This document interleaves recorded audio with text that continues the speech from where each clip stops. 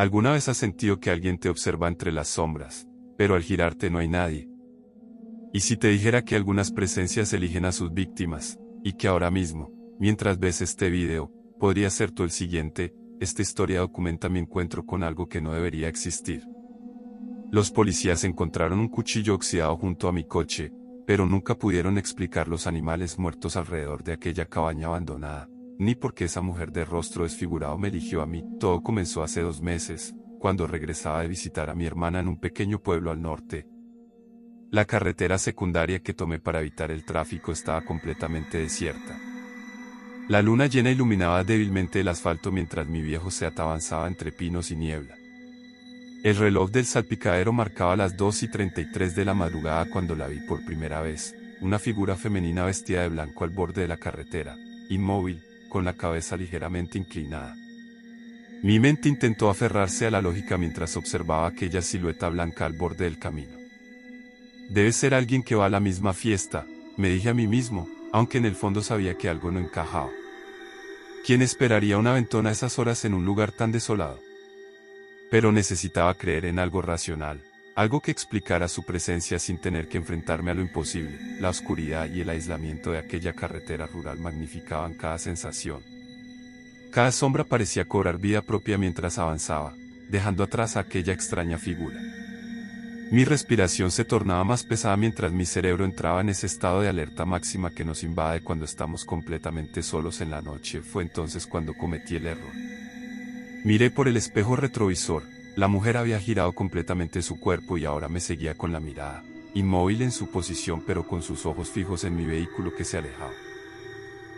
Un escalofrío recorrió mi espalda, y sentí como mi cuerpo comenzaba a prepararse para huir, la adrenalina inundando mi sistema como una respuesta primitiva ante una amenaza que no podía nombrar. Aceleré bruscamente, intentando poner tanta distancia como fuera posible entre aquella presencia y yo. Mi cerebro seguía luchando por encontrar explicaciones lógicas, pero cada intento de racionalización caía ante la imagen de aquellos ojos siguiéndome en la oscuridad. Cuando finalmente llegué a casa de Darren, las luces y el bullicio de la fiesta fueron como un abrazo cálido que me devolvió al mundo real. La música sonaba a todo volumen, las risas inundaban cada habitación y el ambiente festivo contrastaba brutalmente con la opresiva soledad del camino. Llegaste. Ya pensamos que te habías olvidado. Me saludó Darren con una copa en la mano y una sonrisa que me hizo dudar si todo lo anterior había sido producto de mi imaginación. Me sumergí en la celebración, permitiendo que el calor humano y el alcohol diluyeran aquella sensación de miedo. Brindamos por el año nuevo, compartimos anécdotas, bailamos. Con cada minuto que pasaba, el recuerdo de la mujer de blanco se volvía más difuso, casi como un mal sueño que se desvanece al despertar. La fiesta continuó hasta altas horas de la madrugada. Fiel a mi costumbre, me quedé hasta el final para ayudar a Darren con la limpieza. Los invitados fueron marchándose en grupos, entre abrazos y promesas de volver a reunirse pronto. Recogimos botellas vacías, limpiamos derrames y ordenamos los muebles mientras comentábamos los mejores momentos de la noche. ¿Estás seguro de que quieres irte ya? Puedes quedarte a dormir, ofreció Darren mientras cerraba una bolsa de basura. La idea de regresar por aquel camino solitario hizo que mi estómago se contrajera. Estaré bien, le aseguré a Darren con una sonrisa forzada, tragándome el nudo de miedo que se había formado en mi garganta. Algo en mi interior gritaba que no debía salir esa noche, pero ignoré esa voz como tantas otras veces cuando el instinto nos advierte del peligro. La carretera se extendía ante mí como una cicatriz negra en medio del bosque. Apenas había recorrido 5 kilómetros cuando lo escuché, un chirrido metálico, como si alguien arrastrara uñas de acero contra el asfalto. El volante comenzó a vibrar bajo mis manos y el coche perdió velocidad hasta detenerse completamente, en el punto exacto donde los árboles parecían más densos y amenazadores. Maldije por lo bajo mientras intentaba arrancar de nuevo. El motor tosió, gimió y finalmente se rindió. El silencio que siguió fue tan absoluto que podía escuchar los latidos de mi propio corazón. Miré mi teléfono, sin señal. Por supuesto, respiré hondo y salí del coche con la linterna del móvil como única defensa contra la negrura que me rodeaba. El aire frío me golpeó el rostro mientras mis pies tocaban el asfalto húmedo. Caminé lentamente alrededor del vehículo, buscando el origen del problema. Lo que encontré me heló la sangre, los 4 neumáticos habían sido destrozados. No pinchados accidentalmente, sino completamente rasgados, como si alguien, o algo, los hubiera atacado con saña. Las marcas no parecían hechas por ninguna herramienta que yo conociera, más bien recordaban a enormes garras que hubieran desgarrado el caucho con furia. Fue entonces cuando noté algo perturbador. El bosque entero había enmudecido. Ni un grillo, ni el ulular de un búho, ni siquiera el susurro del viento entre las hojas. Un silencio antinatural que parecía tragarse cualquier sonido, como si la noche misma contuviera la respiración. «Te veo», susurró una voz femenina desde la oscuridad. Una voz suave, casi dulce, que contrastaba horriblemente con el terror que me provocó. «¿Puedes verme a mí?» Mi cuerpo se paralizó mientras la adrenalina recorría mis venas. Giré en círculos, apuntando frenéticamente con la luz del teléfono hacia los árboles que me rodeaban. La oscuridad parecía burlarse de mis intentos por penetrarla. «¿Quién está ahí?», grité con voz temblorosa. El eco de mis palabras se perdió en la nada. Sentía ojos sobre mí, observándome desde cada rincón del bosque. Un crujido de ramas me hizo voltear bruscamente hacia el lado derecho de la carretera. Y allí, al borde del bosque, la luz de mi teléfono la iluminó. La mujer de blanco ya no era una silueta difusa ni una figura distante. Su rostro quedó completamente visible, y lo que vi me robó el aliento. Su piel tenía un tono ceniciento que ningún ser vivo podría poseer. El vestido blanco que alguna vez debió ser elegante colgaba en jirones sucios y desgastados de su cuerpo esquelético. Pero fue su rostro lo que me paralizó, una grotesca máscara donde la belleza y el horror se entremezclaban. Sus ojos, demasiado grandes y brillantes, me miraban con una mezcla de hambre y curiosidad, como un depredador evaluando a su presa.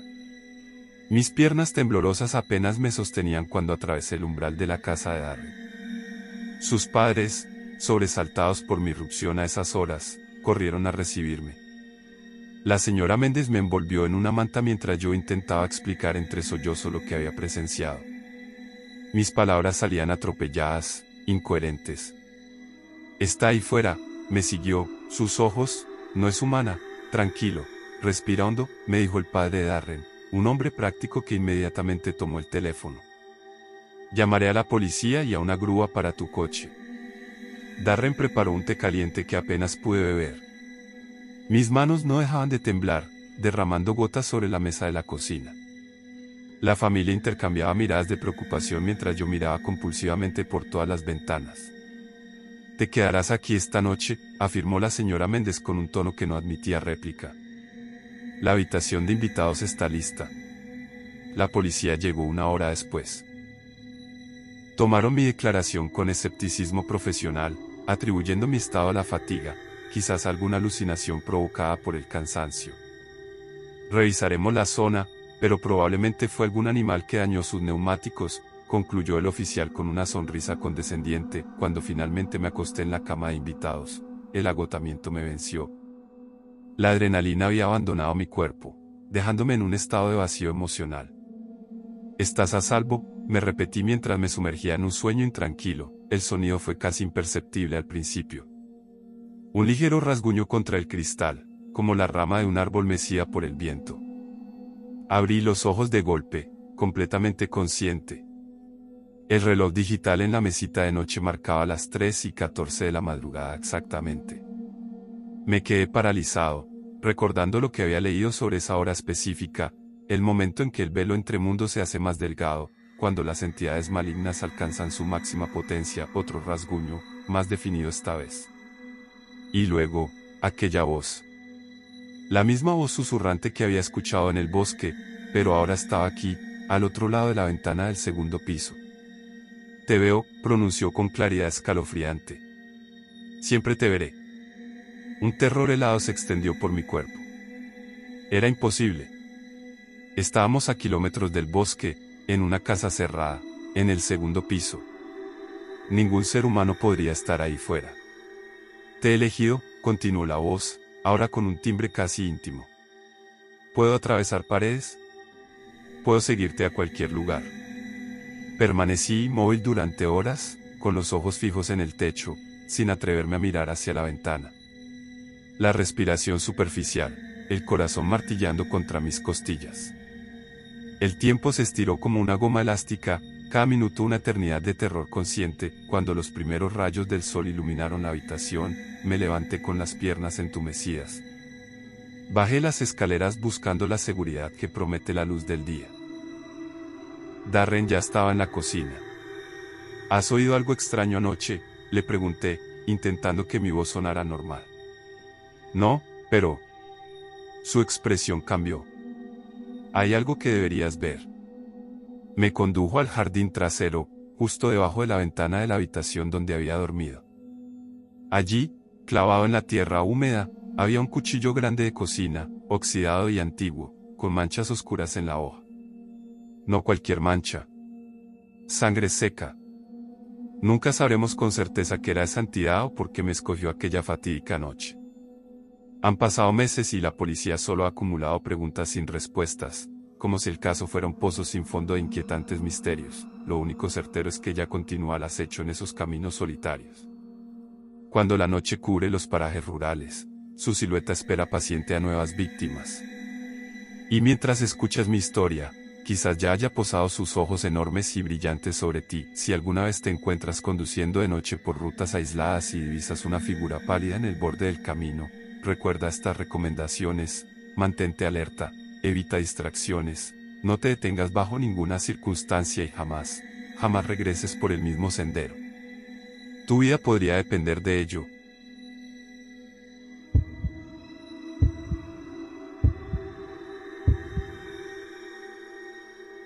El teléfono de una mujer desaparecida hace años está realizando llamadas a la misma hora cada noche.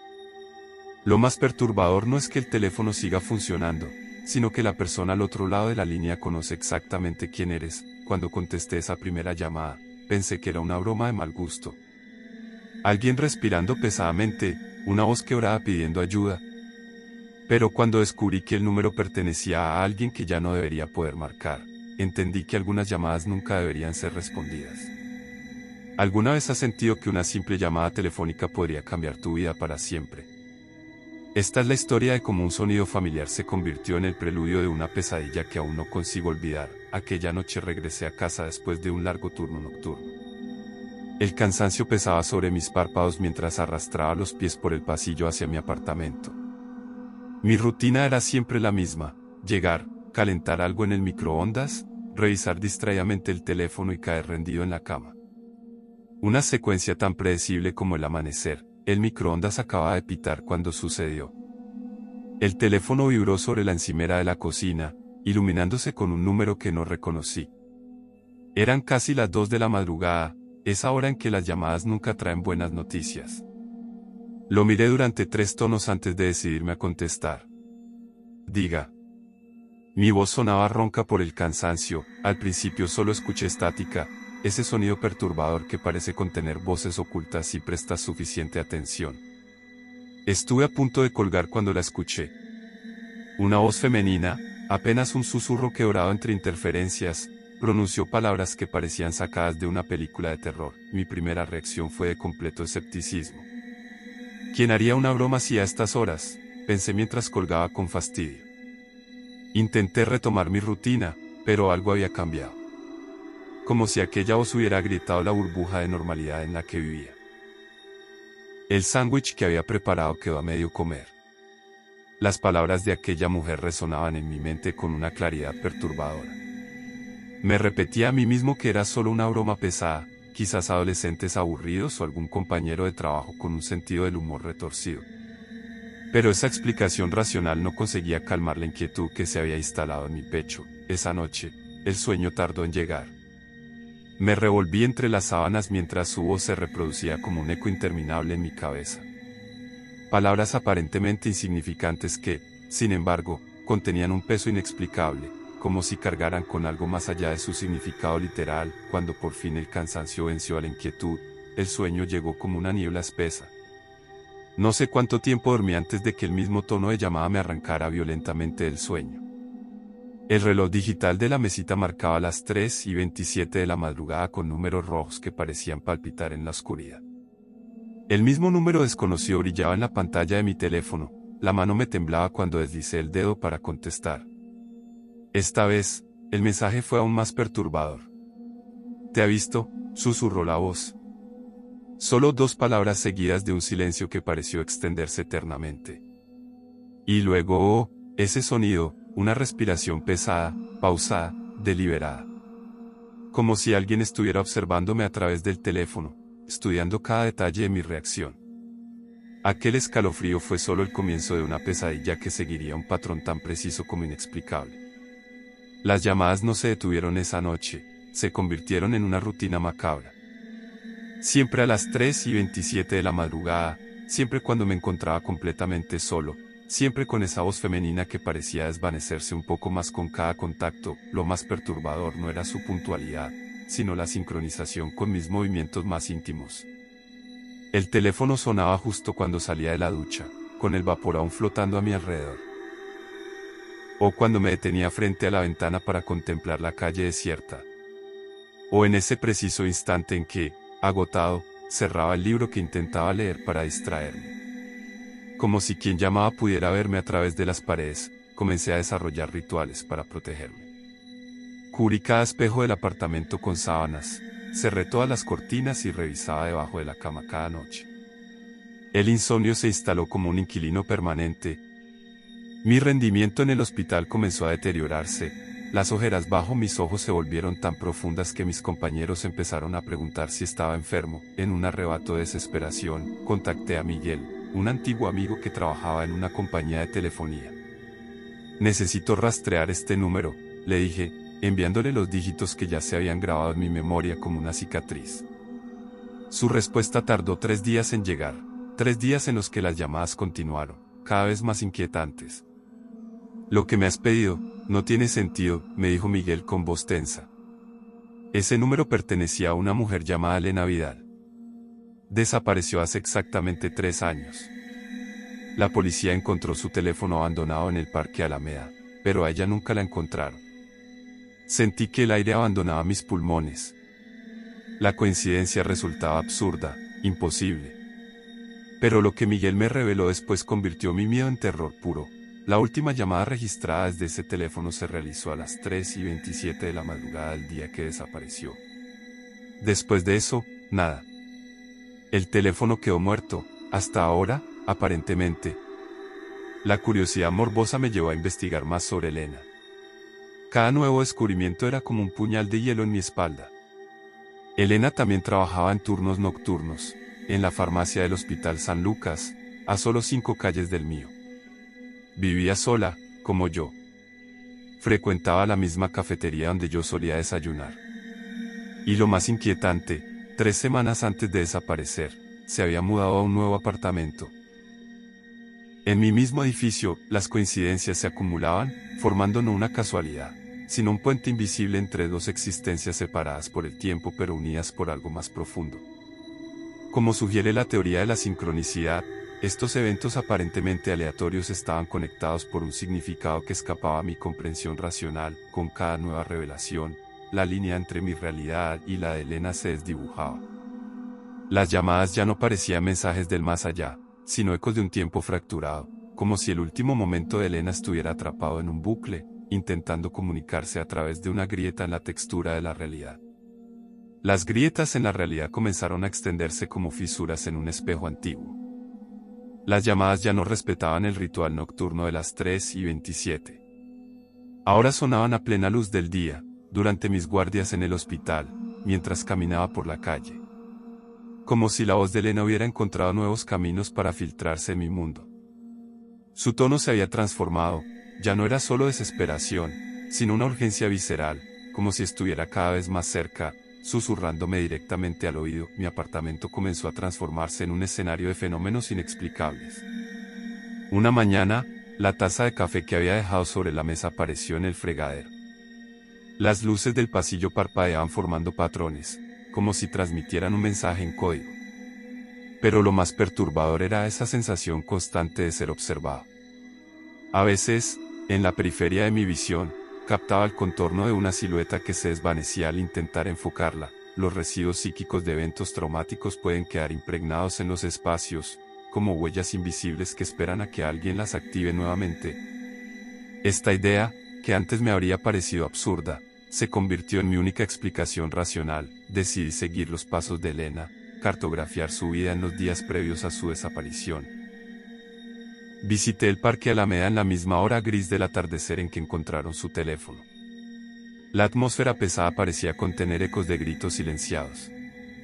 En la cafetería donde ambos solíamos desayunar, una camarera veterana recordaba a Elena.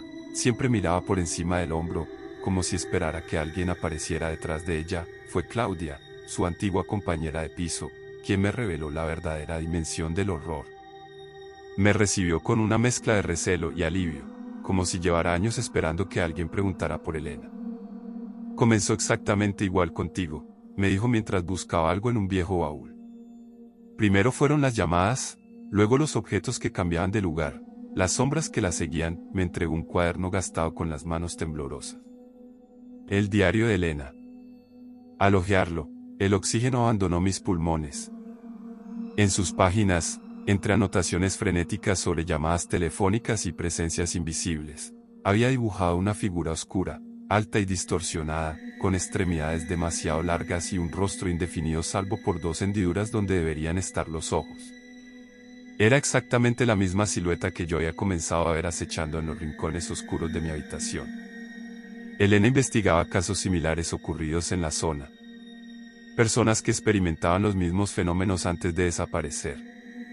Creía que no era un fantasma quien la perseguía, sino algo más antiguo, algo que usaba las grietas entre realidades para alimentarse del miedo. Aquella noche, al regresar a mi apartamento, entré directamente al baño. Necesitaba lavarme la cara, aclarar mis pensamientos. Cuando levanté la vista hacia el espejo, las palabras escritas en el vaho me paralizaron. Él nos conecta a los dos. La caligrafía, inclinada y nerviosa, era idéntica a la del diario de Elena. La última noche, cuando el destello azulado de mi teléfono iluminó la habitación a las 3:27, una revelación escalofriante atravesó mi mente como un rayo. No estaba simplemente recibiendo mensajes del más allá, me había convertido en un eslabón más en una cadena temporal que trascendía décadas. Un ciclo interminable donde el horror se repite. Mientras observaba aquel número en la pantalla, comprendí que lo que unía mi existencia con la de Elena era un bucle de precognición, un portal donde pasado y futuro se entrelazan en la oscuridad más absoluta. Las barreras del tiempo se habían desdibujado por completo. Con manos temblorosas, contesté por última vez. El sudor frío recorría mi espalda mientras acercaba lentamente el teléfono a mi oído. La voz que escuché no era la de Elena. Era la mía propia, susurrando desesperada desde un futuro que aún no había vivido, pero que inevitablemente repetiría este tormento con alguien más. El ciclo había comenzado de nuevo,